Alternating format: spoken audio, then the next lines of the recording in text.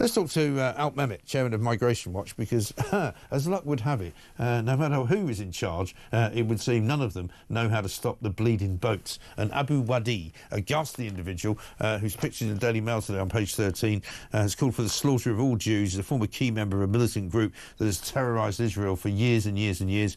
Well, guess what? Now he's in Britain, but nobody knows where. Marvellous, isn't it? Alp, very good morning to you. Good morning, Mike. I mean, we knew that this was going on. We knew that, you know, week in, week out, we get these characters arriving on our shores whose identities are hidden, whose passports are thrown in the sea, whose phones are thrown in the sea. You know, we don't know who's really coming in, but we do know this guy's coming in because he made a video on Thursday saying that he was coming in, and he was identified very quickly as this bloke Abu Wadee, who is a dangerous and criminal individual. So what is going on? Well, I think a lot of people are asking that question, Mike. What indeed is going on? That here we are importing danger, importing risks to our own citizens, and the government seems to be unconcerned, frankly. I don't know whether this guy is detained, because the Home Office is not saying, and they don't, admittedly, they don't normally deal with individual cases, but they haven't said, A, that he's not here, and normally after the initial detention, taking in, looking at them, asking them a few questions, and then letting them on their way, pending decision on an asylum application that is bound to come. We don't know if that's happened in this particular case. What should have happened was that, given the evidence available, he should have been arrested and charged, and then after whatever trial he's taken through, refused entry and sent back whence he came, or indeed back to Gaza. I mean, this is not the sort of individual that we should be giving refuge to. No, exactly right. But doesn't it give the lie to this idea that we sort of have a handle in any way, shape or form on who is coming in by this particular route? And, you know, we know, for example, that there have been terrorist situations in this country which have been carried out and perpetuated by illegal migrants who have arrived on small boats and who have then sought to do us harm. There's thousands here who shouldn't be here. Thousands, absolutely thousands, if not millions, frankly, given the number that we estimate are here illegally. A lot of them, we have no idea who they are. You're absolutely right. But then even when it comes to light, we do find out who they are and what they're up to. We still don't get rid of them. Their rights seem to override the right to security and safety of our own people.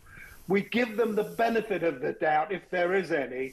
This is absolutely balmy.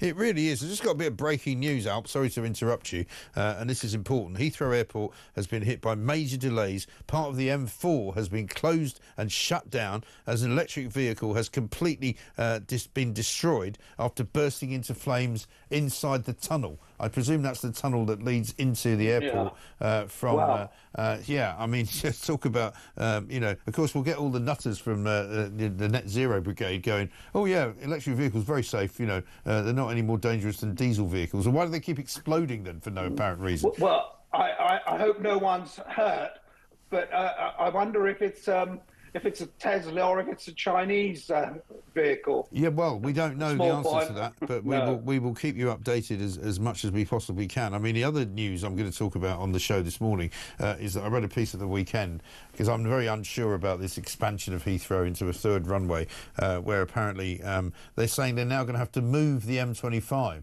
to build the third runway. Can you imagine what that's going to do for the public trying to drive around it?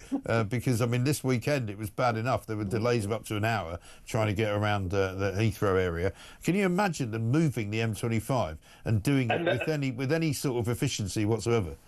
And the years it's going to take to do it. Oh, my God, absolutely awful. Well, But, you know, I mean, let's go back to what we were talking about, the migration business, because there's no evidence, really, is there, that this Labour government, despite the appointment of a new, you know, border czar, despite the instructions to border force to deport more people than ever, despite the fact that they've now said they're going to get rid of foreign criminals more quickly, they're saying they're going to give them ankle tags. I mean, the fact is that until they stop allowing these bloody people into the country, it's not going to make any difference, is it? No, it's not. And yeah, the only evidence we've got so far is they're, as I said earlier, going to make it easier. The bill that's now going through Parliament, the Border Security, Asylum and Immigration Bill, that, if anything, is going to make things easier. It's going to make people want to come here, because any deterrence that we had in place, namely the Rwanda bill, which wasn't perfect, we know that, but it was something that was going to have some effect. That's being done away with. And the bill has absolutely nothing about refusal, returns. It's all about going after the gangs. Well, fine, go after the gangs, but what are you going to do when you find them if they're in Afghanistan, or if they're in Sudan or Libya or Iraq or Iran? I mean, the government has pretty much given up on controlling.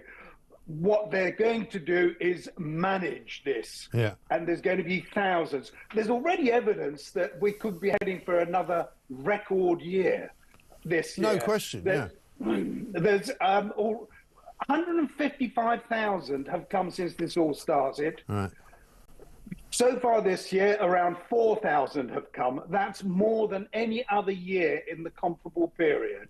We are heading for records, and we're going to get lots more like this guy Wadee coming in, and we're not going to do anything about it. It's a disgrace. It really is. And the fact that he's one of the few people that we've been able to identify is unusual, because I'm sure that Mr. Abu Wadee will have plenty of cohorts and plenty of former compatriots from Gaza or from Syria who have fought on the wrong side of the terrorist engagement, and who are now living happily in Neasden or something like that. I mean, it's absolutely bloody unbelievable. Alp, good to talk to you. Thank you very much indeed.